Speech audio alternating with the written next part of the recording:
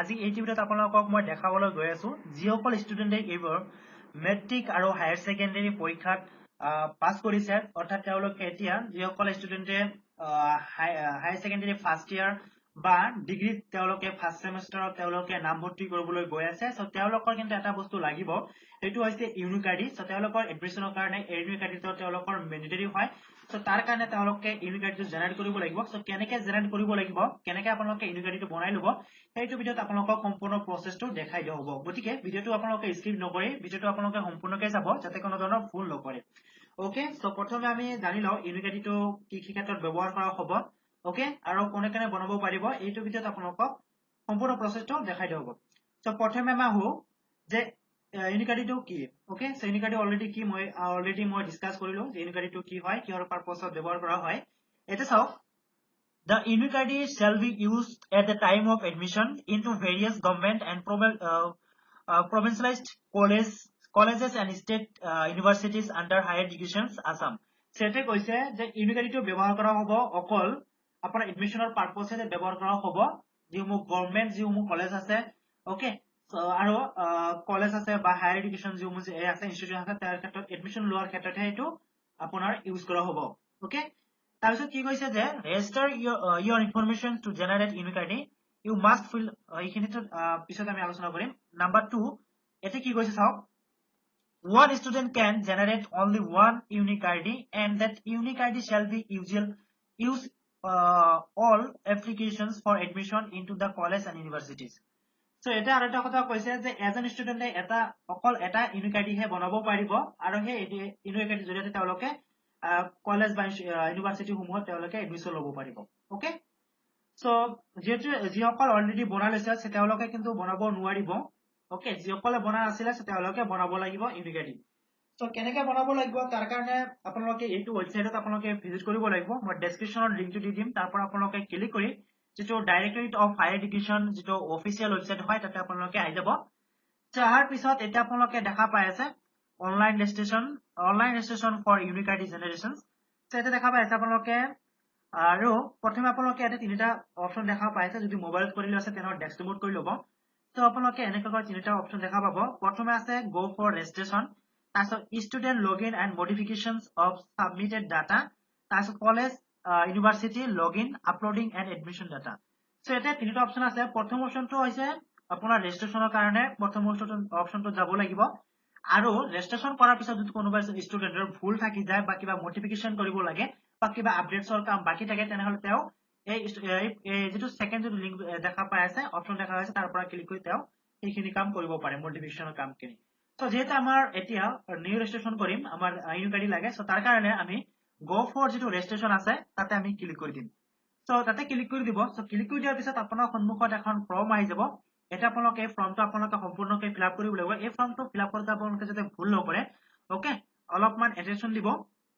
তো প্ৰথমে আমি ফিল আপ কৰিব লাগিব প্ৰথমে এতে পাৰ্সোনাল ইনফৰমেশন খুজি আছে তো প্ৰথমে আপোনাৰ এতে ফাৰ্স্ট নেম ওকে আপোনাৰ যেটো এডমিট কাৰ্ডত আপোনাৰ নাম আছে সেই এই নামটো আপোনালোকে প্ৰথম নামটো আপোনালোকে এতে এন্টাৰ কৰি দিব ওকে যে your first name সো এটা আপোনাৰ ফাৰ্স্ট নেমটো এন্টাৰ কৰি দিব তাৰ পিছত যদি আপোনাৰ মিডল নেম থাকে তেনেহলে এই বক্সত আপোনালোকে মিডল নেমটো এন্টাৰ কৰি দিব ওকে এই বক্সত আপোনাৰ মিডল নেমটো এন্টাৰ কৰি দিব তাৰ পিছত যদি মিডল নেম নাথাকে তেনেহলে লাষ্ট নেমটো থাকিব নিশ্চয় সো তেনেহলে লাষ্ট নেমটো এতে এন্টাৰ কৰি দিব সো এন্টাৰ কৰি দিয়াৰ পিছত এতিয়া আপোনাৰ আহিল ফাদাৰ্স নেম এতিয়া আপোনাৰ ফাদাৰ্স নেমটো এতে এন্টাৰ কৰি দিব আপোনাৰ এডমিট কাৰ্ড যেনেদৰে আছে আপোনাৰ ফাদাৰ্স নেমটো ফুল নেম এতে এন্টাৰ কৰি দিব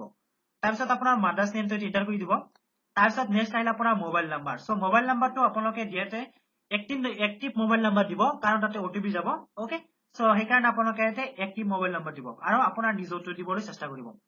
ওকে এতিয়া আহিল আমাৰ date of birth so date of birth এটা আপুনি প্ৰথমে ডেটটো এন্টাৰ কৰিব ইয়াৰ পৰা ডেটটো এন্টাৰ কৰিব ওকে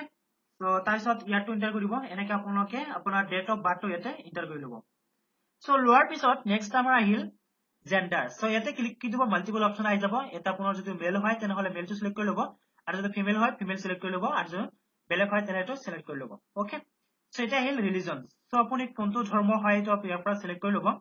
তাৰপিছত আহিল কাষ্ট সো আপুনি কোনটো কাষ্টৰ হয় ইয়াৰ পৰা সিলেক্ট কৰি ল'ব তাৰপিছত পিডব্লিউ যদি পাৰ্সন আপোনাৰ যদি হয় কিবা ডিসেবিলিটি থাকে যদি শাৰীৰিকভাৱে আপুনি কিবা অক্ষম হয় তেনেহলে আপুনি কি ইয়াৰ পৰা সিলেক্ট কৰি ল'ব লাগিব ওকে সো লোৱাৰ পিছত যদি নো হয় তেনে নো কৰি দিব তাৰপিছত ষ্টেট অফ ডমিচিয়াল অৰ্থাৎ আপোনাৰ ষ্টেটটো ইয়াৰ পৰা সিলেক্ট কৰি ল'ব লাগিব ওকে যদি আমাৰ অসমৰ হয় সেইকাৰণে অসম সিলেক্ট কৰি লৈছো এতিয়া আপোনাৰ ইয়াৰ পৰা ডিস্ট্ৰিক্টটো সিলেক্ট কৰি ল'ব লাগিব সো ইয়াৰ পৰা আপোনাৰ গোটেইকেইটা ডিস্ট্ৰিক্ট আহি যাব আপোনাৰ কোনটো ডিস্ট্ৰিক্ট হয় এইটো সিলেক্ট কৰি ল'ব সো লোৱাৰ পিছত এতিয়া আপোনাৰ আহিল examinations and course information okay so এইখিনি বস্তু কিন্তু আপুনি ভালকে ফিল আপ কৰিব লাগিব সো প্ৰথমে এতে কি কৈছে চাওক চেকিং এডমিশন ফৰ্ম অৰ্থাৎ আপুনি ক'ত আপুনি এডমিশন ল'ব খুজি আছে ওকে সেতে ক্লিক কৰি দিব সো এতে ক্লিক কৰি দিয়াৰ পিছত যদি আপুনি এবাৰ মেট্ৰিক পাস কৰিছে তেনেহলে আপুনি হাই সেকেন্ডাৰীত এডমিশন ল'ব ওকে আৰু যদি আপুনি ইউজি পাস কৰিছে তেনেহলে আপুনি পিজিত এডমিশন ল'ব ওকে সো যেহেতু এবাৰ মই হাই সেকেন্ডাৰীত এডমিশন ল'ম সেইটো মই দেখাই দি আছো যেসকলে হাই সেকেন্ডাৰীত মেট্ৰিক পাস কৰিছে তেওঁলোকৰ মই এটা এক্সাম্পল হিচাপে দেখাই দি আছো কিন্তু গোটেইকেইটা কোনটো প্ৰসেসটো সেম হ'ব যদি আপুনি হাই সেকেন্ডাৰীত এডমিশন ল'ব খুজি আছে তেনেহলে এইচএছ সিলেক্ট কৰি ল'ব ওকে আৰু যদি আপুনি হাই সেকেন্ডাৰী পাস কৰিছে তেনেহলে আপুনি ইউজি সিলেক্ট কৰি ল'ব লাগিব ওকে যদি আপুনি এইচএছ পাস কৰিছে তেনেহলে আপুনি ইউজি সিলেক্ট কৰি ল'ব আৰু যদি আপুনি ইউজি পাস কৰিছে তেনেহলে আপুনি পিজি সিলেক্ট কৰি ল'ব লাগিব ওকে আশা কৰো আপোনালোকৰ কনফিউজন নাথাকিব ইয়াতে ওকে মই ধৰি লৈছো মই মেট্ৰিক পাস কৰিছো এবাৰ সো সেইকাৰণে মই এবাৰ হাই সেকেন্ডাৰী এডমিশন ল'ম সো তাৰ কাৰণে মই এইচএছ টো মই সিলেক্ট কৰি লৈছো সো এইচএছ টো সিলেক্ট কৰি লোৱাৰ পিছত এতিয়া আহিল এইফালে চাওক checking admission year and semester so এতিয়া মই ক্লিক কৰি দিম সেতে ক্লিক কৰি দিয়াৰ পিছত এতিয়া চাওক আমি কোনটো ইয়াৰত আমি এডমিশন ল'ম যেহেতু আমি হাই সেকেন্ডাৰী দুটা ইয়াৰ থাকে এটা হৈছে ফাৰ্স্ট ইয়াৰ আৰু সেকেন্ড ইয়াৰ ওকে সো যেহেতু মই ফাৰ্স্ট ইয়াৰত এডমিশন ল'ম সো তাৰ কাৰণে এটা ফাৰ্স্ট ইয়াৰটো সিলেক্ট কৰি লৈছো তাৰপিছত লাষ্ট এক্সামিনেশন পাস এটা দেখা পাইছে লাষ্ট এক্সামিনেশন পাস এটা দেখা পাইছে এতে মই ক্লিক কৰি দিছো সো এতে ক্লিক কৰি দিয়াৰ পিছত মই যেহেতু এবাৰ হাই সেকেন্ডাৰীত মই এডমিশন ল'ম সেইকাৰণে মই মেট্ৰিক পাস কৰিছে কাৰণে মই হাই সেকেন্ডাৰী এডমিশন ল'ম সো মই লাষ্ট এক্সামিনেশন পাস হৈছে এইচএসএলসি ওকে সো এতিয়া আহিল registration number so registration number দিওতে আপোনালোকে কিন্তু ভুল নকৰিব ওকে মই বাৰে বাৰে কৈছো আপোনালোকে এইটো কিন্তু ভুল নকৰিব ৰেজিষ্ট্ৰেচন নাম্বাৰ দিওতে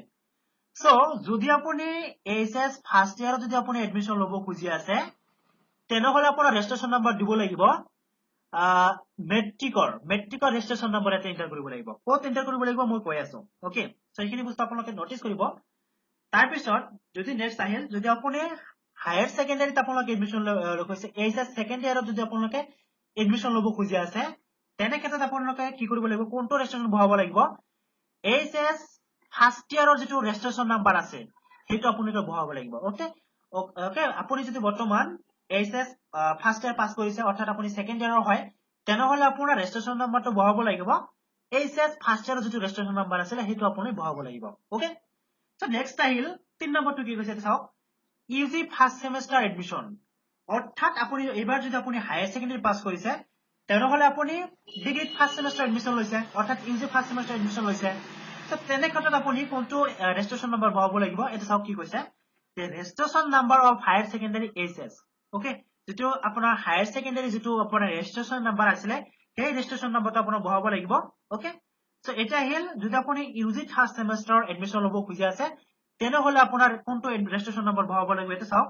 যে ৰেজিষ্ট্ৰেচন নাম্বাৰ অফ ইউজি বা ইউনিভাৰ্সিটি অৰ্থাৎ আপোনাৰ যদি আপুনি থাৰ্ড সেমিস্টাৰ হয় এডমিশন ল'ব খুজি আছে আৰু আপোনাৰ আপুনি অলৰেডি কিন্তু আপোনাৰ ৰেজিষ্ট্ৰেচন নম্বৰ পাই গৈছে ইউনিভাৰ্সিটিৰ ফালৰ পৰা সেই ইউনিভাৰ্সিটিৰ ফালৰ পৰা সেই এডমিশন নম্বৰটো আপোনালোকে ৰেজিষ্ট্ৰেচন নম্বৰটো বহাব লাগিব সো ক'ত বহাব লাগিব মই দেখাই দি আছো এতিয়া আহিল এতিয়া যদি আপুনি 5th সেমিস্টাৰ এডমিশন ল'ব খুজি আছে ইউজি 5th সেমিস্টাৰত তেনেহলে আপোনাৰ ৰেজিষ্ট্ৰেচন নম্বৰ বহাব লাগিব ইউজি ফালৰ পৰা যেটো আপোনাৰ বা ইউনিভাৰ্সিটিৰ ফালৰ পৰা যেটো ৰেজিষ্ট্ৰেচন নম্বৰ দিছে সেইটো আপোনালোকে বহাব লাগিব তাৰপিছত পিজি ফাৰ্স্ট সেমিস্টাৰ যদি আপুনি এডমিশন ল'ব খুজি আছে তেনেহলে আপোনাৰ ইউনিভাৰ্সিটি যেটো ৰেজিষ্ট্ৰেচন নম্বৰ আছে সেইটো আপুনি বহাব লাগিব সো নেক্সট আহিল আপোনাৰ পিজি থাৰ্ড সেমিস্টাৰ যদি এডমিশন ল'ব খুজি আছে তেনেহলে আপোনাৰ registration number of PG university অৰ্থাৎ পিজিৰ আপোনাৰ যেটো পিজি ইউনিভাৰ্সিটি পোষ্ট গ্ৰেজুৱেট ইউনিভাৰ্সিটিৰ ফালৰ পৰা যেটো আপোনাৰ ৰেজিষ্ট্ৰেচন নম্বৰ দিছে সেই ৰেজিষ্ট্ৰেচন নম্বৰটো বহাব লাগিব সেইখিনি বস্তু আপোনালোকে নোটিস আপোনালোকে ভালকৈ লক্ষ্য কৰিব এতিয়া আপোনাৰ ৰেজিষ্ট্ৰেচন নম্বৰটো বহাই দিব ওকে এইচএসএলসি আপোনাৰ ৰেজিষ্ট্ৰেচন নম্বৰটো বহাই দিব সো দিয়াৰ পিছত এতিয়া আহিল আমাৰ বেংক একাউন্ট ডিটেইলছ অৰ্থাৎ আপোনাৰ বেংকৰ একাউন্ট খিনিৰ আপোনাৰ ডিটেইলছ দিব লাগিব সো তাৰ কাৰণে আপোনাৰ এতে আপোনাৰ account bank account holder name অৰ্থাৎ আপোনাৰ যেটো একাউন্টৰ নাম আছে ওকে সেই নামটো আপুনি এতে এন্টাৰ কৰি দিব আপোনাৰ নামটো এন্টাৰ কৰি দিব অৰ্থাৎ তাৰপিছত আহিল বেংক একাউণ্ট নাম্বাৰ অৰ্থাৎ আপোনাৰ বেংক একাউণ্ট নাম্বাৰটো এণ্টাৰ কৰি দিব তাৰপিছত আইএফএসচি কোড এইখিনি বস্তু আপোনালোকে আপোনাৰ যেটো একাউণ্ট আছে তাতে আপোনালোকে গটিখিনি বস্তু পাই যাব আইএফএসচি কোড একাউণ্ট নাম্বাৰ আৰু বেংক হোল্ডাৰ নেম এইখিনি বস্তু আপোনালোকে ফিল আপ কৰি ল'ব তো লোৱাৰ পিছত গটিখিনি আপোনালোকে একবাৰ চেক আউট কৰি ল'ব আপোনাৰ ডিটেইলছখিনি শুদ্ধ আছে নে নাই তো হোৱাৰ পিছত এতিয়া আপুনি কি কৰিব লাগিব যেটো আপোনালোকে একটা বক্স দেখা পাই আছে এতে ক্লিক কৰি দিব তো এতে ক্লিক কৰাৰ পিছত কি হ'ব যে I certify that the above information I have provided is true and complete to the best of my knowledge. I am aware that information provided by me is subject to review and verification. So এইটোই হৈছে যে আপুনি যেটো details আপুনি fill up কৰিলে এইখিনি বস্তু শুদ্ধ okay so এতিয়া আপুনি কি কৰিব লাগিব সাবমিট বাটনটো ক্লিক কৰি দিব লাগিব তো সাবমিট বাটনটো ক্লিক কৰি দিয়াৰ লগে লগে আপোনাৰ ইউনিক আইডিটো জেনাৰেট হৈ যাব তাৰ পিছত আপোনাৰ সাকসেসফুল যেতিয়া দেখাব আপোনাৰ এনেকে দেখাব you have successfully generated your unique ID seeking admission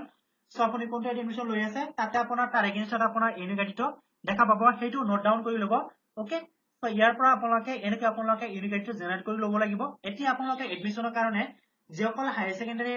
admission ল'ব খুজি আছে ফাৰ্ষ্ট ইয়াৰত তেওঁলোকে দৰ্পণ পোৰ্টেলত তেওঁলোকে ৰেজিষ্ট্ৰেচন কৰিব লাগিব কেনেকৈ ৰেজিষ্ট্ৰেচন কৰিব লাগিব সেই প্ৰসেছটো মই আপোনালোকক নেক্সট ভিডিঅ'ত আপোনালোকক মই দেখাবলৈ গৈ আছো তো আশা কৰো আপোনালোকে ভিডিঅ'টো ভাল পাব যদি ভিডিঅ'টো ভাল লাগিল তেনে লাইক কৰিব আৰু চেনেলটো সাবস্ক্ৰাইব কৰি ৰাখিব এনেকা ধৰণৰ ভিডিঅ' পোৱাৰ বাবে সো এইটো আছিল প্ৰসেছ আপোনালোকে এনেকৈ আপোনালোকে ইউনিক আইডি আপোনালোকে বনাব পাৰিব এটো সকলোৰে বাবে মেন্ডেটৰি হয় যিসকল এতিয়ালৈকে বনা নাই সহজভাৱে বনাই লওক সো আজি ৰাখিছো আজিৰ কাৰণে বাই